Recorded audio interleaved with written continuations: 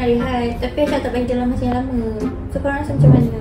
Alah, aku boleh tolong. Kau nak MC palsu kan? Boleh tolong? Boleh lah. Kan itu sama dengan galakkan perkara yang tak ada.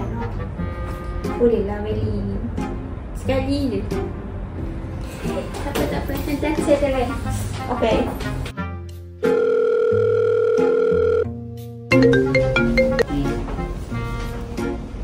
Hello? Hello doktor.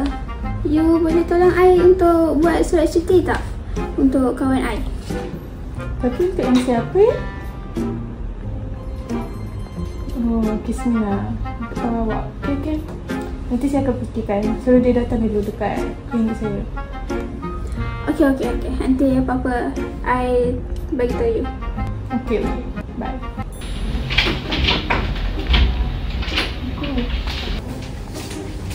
Duduk.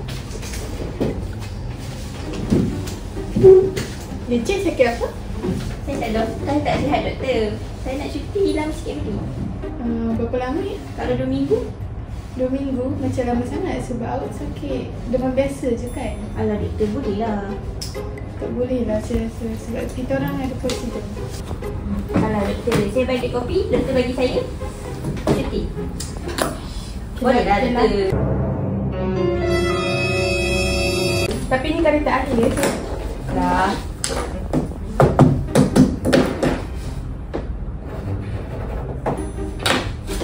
Saya buat ni sebagai kawan dia. Kali terakhir. Saya diam lah. Terima kasih. Saya nampak menghapus bercuti sedangkan dia ada MC.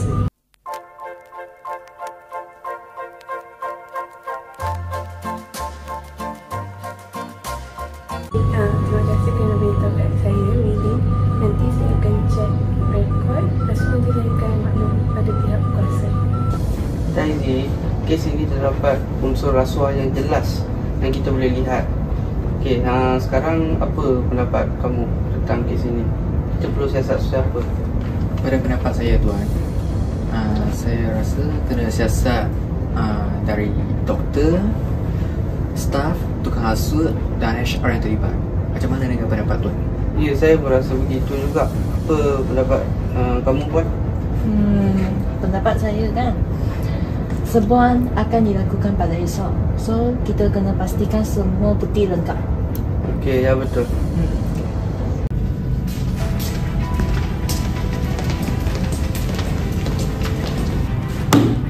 Kami dari pihak SPRM, kami akan tangkap kamu untuk siasatan. Kenapa saya rasa tak buat salah apa? Siasatan untuk kes kamu mengeluarkan MC palsu. Tangkap dia. Sila ikut kami untuk siasatan lanjut.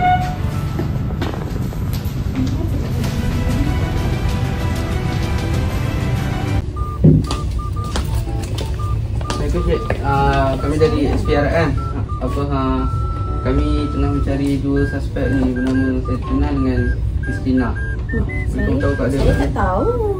Saya tak tahu. Kenapa kamu tak tahu? Kamu kerja sini kan? Okeylah. Sebab Saya tunjuk.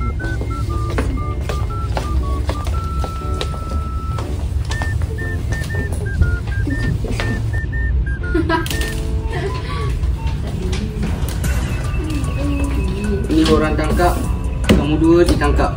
Apa ni tiba-tiba kena tangkap ni? Kita buat apa ni? Korang nanti cakap dekat pejabat SPRM tangkap. Sila ikut kami untuk siasatan lanjut. Oh my god. Sila ikut kami untuk siasatan lanjut. Buat apa pun?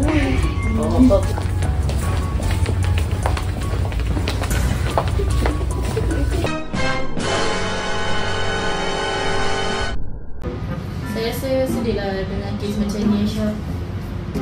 Selama ni kita percaya je kawan-kawan kita ni sentiasa jujur. Rupa-rupanya diorang memainkan kepercayaan kita. Betul lah Nabil. Kadang-kadang kerja ni memanglah stres. Tapi kita tak bolehlah jadikan rasuah tu sebagai alasan. Itulah aku dengar Mina tu nanti mesti dikena tangkap. Bukan semua apa tu? Oh, kita orang tengah buat apa seminar. Oh, saya juga cari nasihat tapi ada yang karena kita semua kena berani terbang sana tu bukan kita. Itulah, I pun rasa macam terbeban tau sebab I kan HR. So, I kena lah make sure the process is right. Lepas tu iCloud kenalah pantau apa yang diorang buat semua kan. Betul.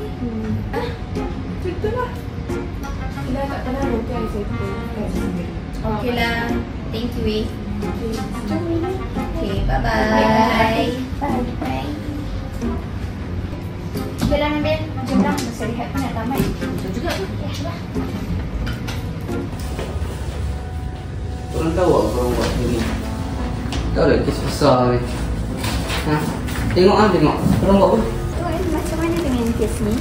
Ya, kes ni di bawah seksyen 16 dan 17 Akta SPRM lah. Dan kita pun tak tentu lagi apa yang hukuman yang dia akan dapat. Dan sekarang pada tingkat awal lagi. Kita pun tidak boleh komen apa-apa.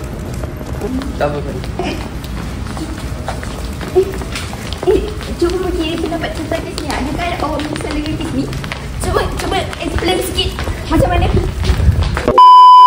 Rasuah walaupun kecil akan membinasakan kita semua. Jadilah insan yang berani dan jujur untuk melaporkan kepada pihak berkuasa.